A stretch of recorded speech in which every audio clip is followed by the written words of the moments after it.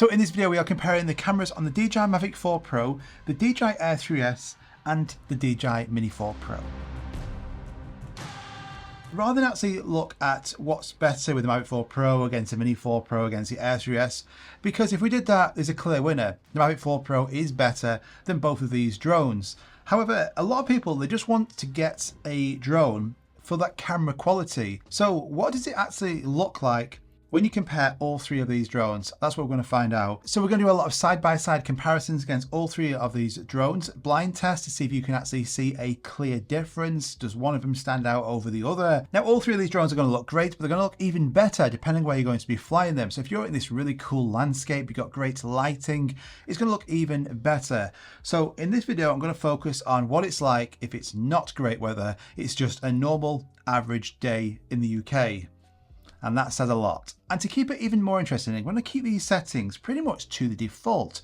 What about if you as a complete beginner, you get a lot of cash in your hand and you want to go and get a Mavic 4 Pro. When you buy this, you get out of the box, what is it going to look like? What's the Mini 4 Pro going to look like? The Air 3S.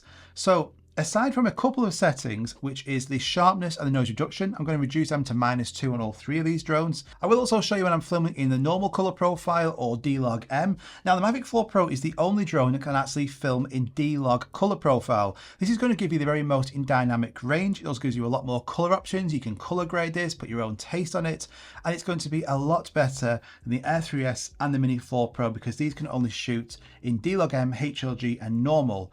But I won't be using that either. One clip actually at the end of this video, but the rest of it's all going to be D-Log M or normal, just to keep it as fair as possible. Now I have done loads of settings videos, how you can actually get more out of these drones.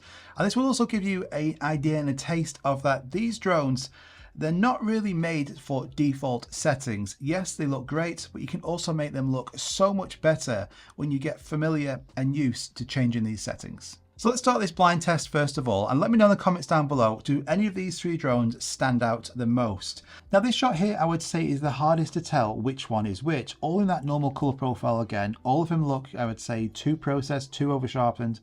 But can you see a difference there? I would say Mavic 4 Pro slightly, but they all look so similar. It's hard to tell any difference there. I'm sure you'll agree.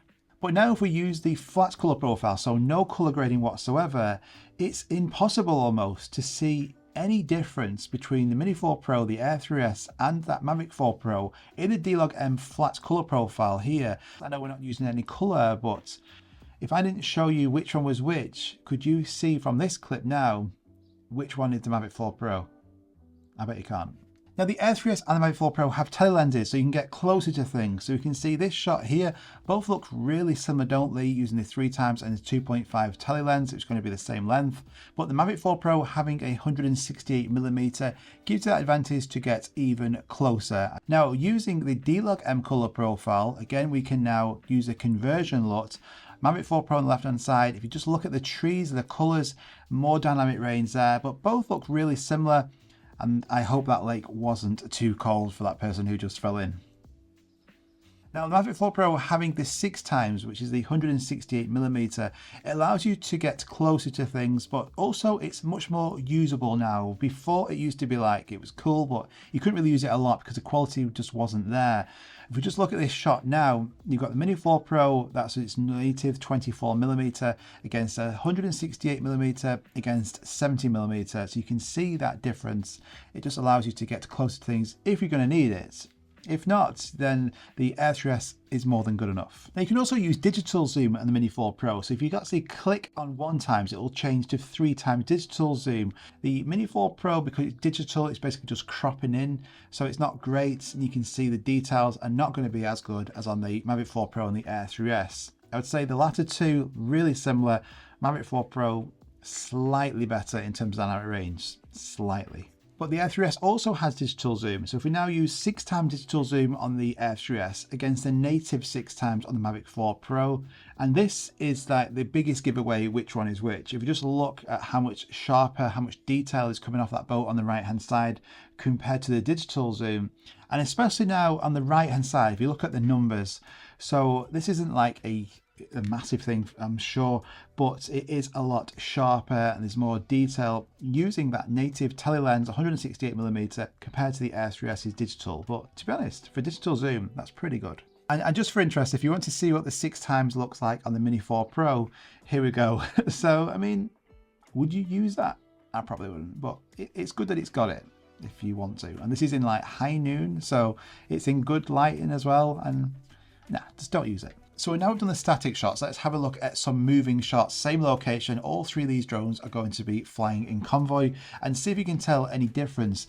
But the biggest takeaway from all of these comparisons is that if you're using the normal color profile, all of them are going to look pretty similar. They're all going to look processed. They're all going to look sharp. They're going to look good enough. They're going to look decent, but they're not going to look spectacular. They're not going to look fantastic. And that's where D-Log and D-Log M, they're going to give you a much flatter color profile. It's going to give you the ability then to color grade that and get much better results. So any cinematic video, any advert, any commercial you're seeing for any three of these drones, to be honest, none of them will be using that normal color profile. Not at all, not one clip, because it's literally just like default settings. It looks decent, but it's not going to look great. So this is giving you like a really real world example of what this is going to look like by default straight out of the box. Now this is an interesting one. I'd say all three look good, but the Mavic 4 Pro looks better because it looks more realistic, doesn't look too over sharpened, and the Air 3S has a lot more dynamic range than on that Mini 4 Pro. But all look great. It's just, again, this is the difference. This is what you're paying for, that quality, the computational photography going into this. Now switching to the 2.5 telelens in this location on the Air 3S and the Mavic 4 Pro, this is the normal color profile. Again, slightly over sharpened for all three, but I can't really tell any difference there between the Air 3S and the Mavic 4 Pro. Both pretty similar, minor more dynamic range on the Mavic 4 Pro. On the Mini 4 Pro, it just shows you that difference between the focal lengths being limited to one focal length on that Mini 4 Pro. So I'm only focusing on the camera here, but I do want to quickly touch on the battery life. So the Mini 4 Pro obviously has the least amount of flight time out of all of them, but this is going to play a significant part when you're out flying. So as I'm doing these tests here, all three in the same location, the Mini 4 Pro is on 23% of battery life. That's when the return to home message comes on. I have to bring it back to me, and that's the end of the actual comparisons for the Mini 4 Pro. Whereas on the Air 3S, it's on 59% doing the exact same tests, and the Mavic 4 Pro is on 70%. So it just shows you the staggering difference in flight time compared to the Mini 4 Pro and that Air 3S, or the Mavic 4 Pro. So the Mini 4 Pro, you're going to be bringing it back more, you're going to be changing batteries and going off flying again. So that's something to consider, especially if you're between like the Air 3S and the Mini 4 Pro, which one to get. Battery life is a major advantage. So this shot here now, all three flying in convoy, normal color profile, difficult to see which one is the clear winner here at all. I would say Mavic 4 Pro slightly again, because it's got better dynamic range, doesn't look as sharp. But just look at the skies, look at the grass, all look just good enough. Now this telelens shot here, Mavic 4 Pro, Air 3S almost look identical, don't they? Mini 4 Pro obviously a bit further back. It's only when we really pixel peak, we actually zoom in more. You can see that text a little bit clearer on that middle shot, whereas on the Mini 4 Pro and the Air 3S, really difficult to actually read anything. So this shot here now, Air 3S, it's more than good enough for sharing to social media. It's a decent shot, but it's in that normal color profile again, pretty much all default settings apart from the sharpness. If we actually use the D-Log M color profile, now you can see it's much flatter. All we now have to do is put a conversion LUT on there. If we do that now, you can see it looks so much more true to life. It doesn't look over processed. It doesn't look like a flying iPhone. It doesn't look too sharp. And therefore all three look so similar. It's really hard to see which one's which.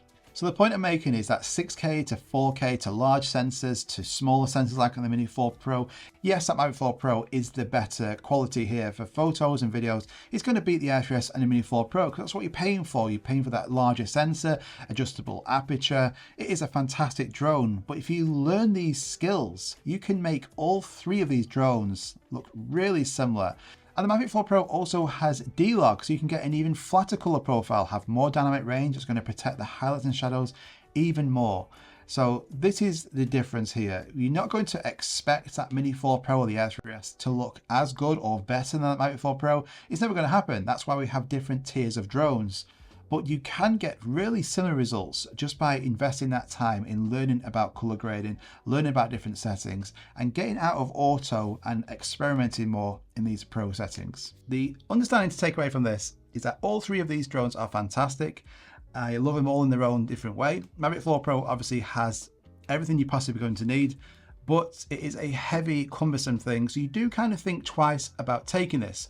Whereas the Air 3S, great camera, the 3x telelens on here is fantastic, and it is smaller than the Mavic 4 Pro, but that quality isn't there, so it's like, which one of these two should I take? And then the Mini 4 Pro is just so small and convenient. You just take this without even thinking. Have this with you all the time. 4K, the camera's on here, it's great. Vertical video, photos. It is a fantastic drone. And still my most used drone easily is that Mini 4 Pro. But I have mentioned, when you do use a drone like this, or the Mavic 4 Pro, when you've got 2 cameras, 3 cameras, you have that 17mm focal length, which I think is great. 168 on here. Go into just literally one lens, you do really miss that extra focal length, 100%. And another point, these two drones here come with the RC2 controller, and the Mavic 4 Pro can come, if you get the Creator combo, with the RC Pro 2 controller. But recently with the firmware, we've seen that you can use all three of these drones with this fantastic controller. So a 7-inch screen, the antennas are on the front here, they just go forward.